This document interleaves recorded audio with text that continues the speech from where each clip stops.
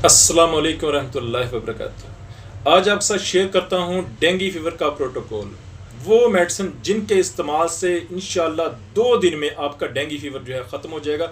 और अगर आप हिफ्ज़ मात कदम के तौर पर भी मेडिसिन इस्तेमाल करना चाहते हैं तो वो मेडिसिन भी आपके साथ शेयर करता हूँ। अगर किसी को डेंगू फीवर हो चुका है तो वो 3 मेडिसिन इस्तेमाल करे: यूबिटोरियम पर्फ 200, चिनीनियम सल्फ 200 और क्रोटेलस 200।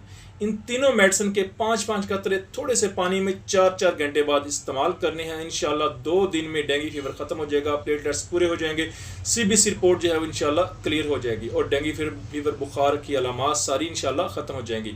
और अगर आप हिफ्ज़ मात कदम के तौर पर मेडिसिन इस्तेमाल करना चाहते हैं कि फैमिली को डेंगू फीवर ना हो तो वो एक मेडिसिन इस्तेमाल करनी है, वो है यूबिटोरियम पर्फ 200।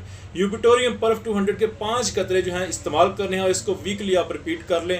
इंशाल्लाह डेंगू फीवर यूबिटोरियम पर्फ के इस्तेमाल से डेंगू फीवर इंशाल्लाह नहीं होगा। खुश रहें, तंदुरुस्त रहें, अपनी दुआ में याद रखिएगा। Homeopathic doctor Mohammad Aqeel Saifi.